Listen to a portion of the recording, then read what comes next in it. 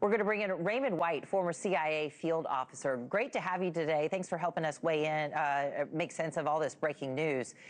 From an intelligence perspective here, if you can give us that, what do these latest strikes really signal about where things may be headed between the United States and Iran?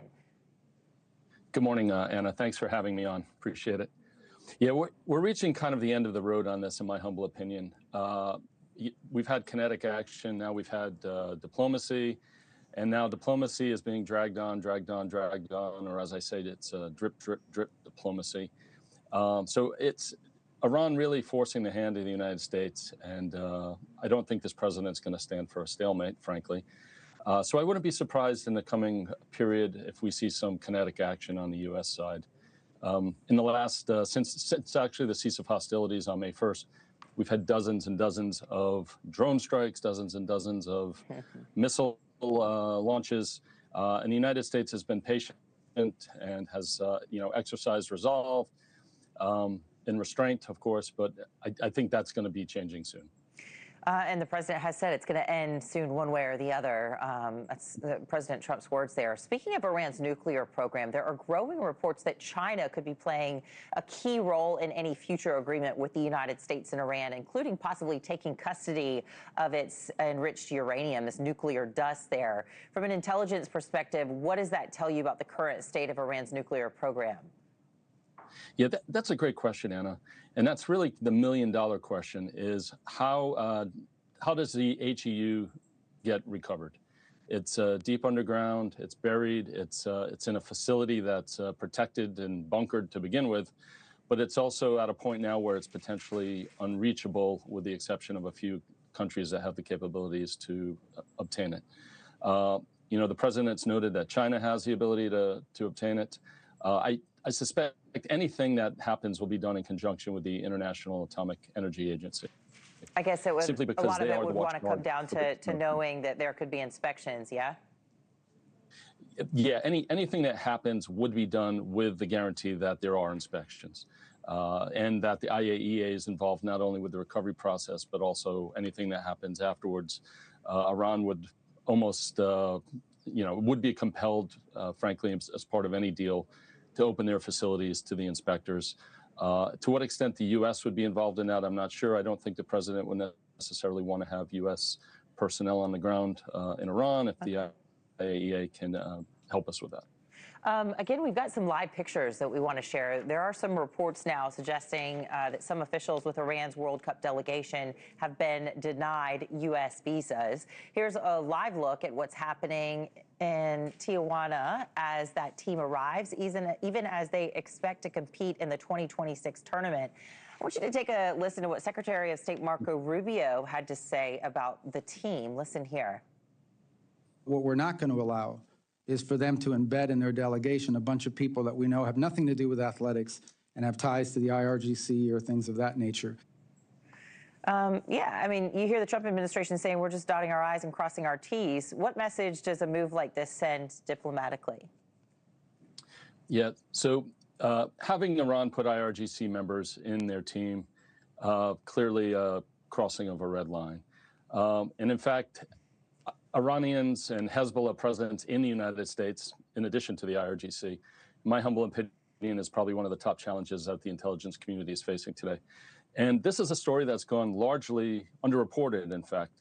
When Maduro was taken down, there was a visa database called SAIME, S-A-I-M-E, that was accessed by the U.S. government and immigration officials.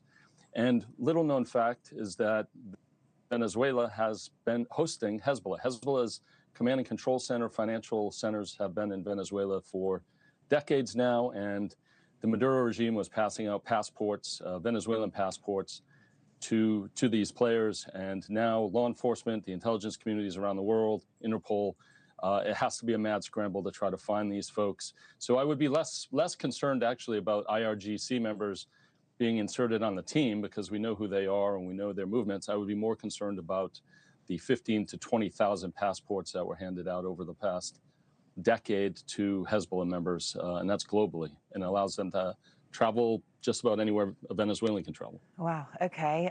Look, as Americans are going to fill up their gas tanks for the week ahead, they are noticing that prices are a little bit lower than they have been, but they're just ready for this thing to get wrapped up. And complicating peace talks has been the military action from Israel and Lebanon against Hezbollah, one of the terror proxies there.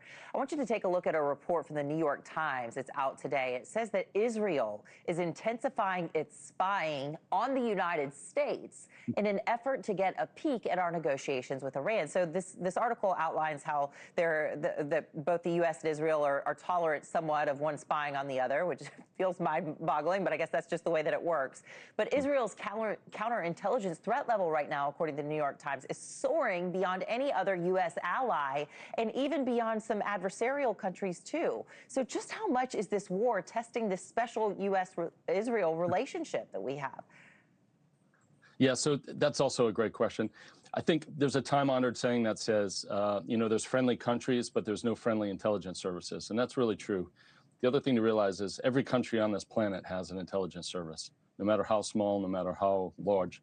So what we're seeing here is just typical statecraft that's, been going on since the dawn of time, essentially. Yeah. And it's just part of the game.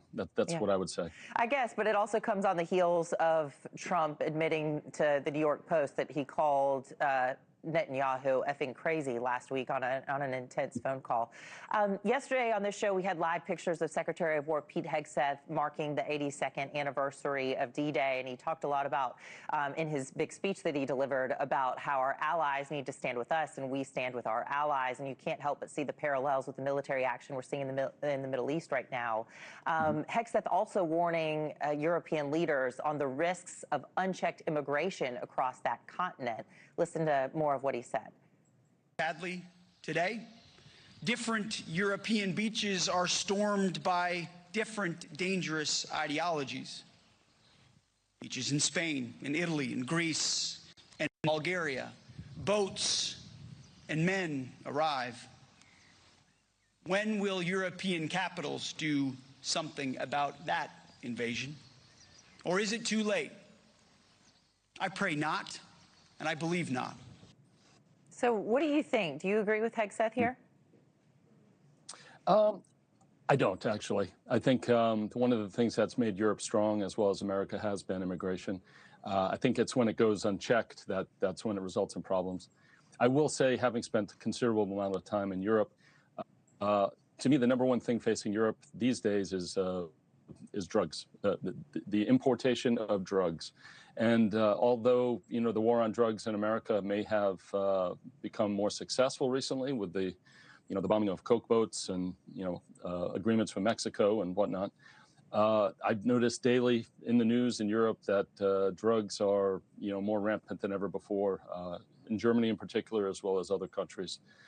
So I really think the Europeans should focus more on the importation of that kind of thing. And it's only a matter of time until fentanyl, that horrible scourge, reaches their shores. All right, former CIA field officer Raymond White, thanks for weighing in today. Nice to see you.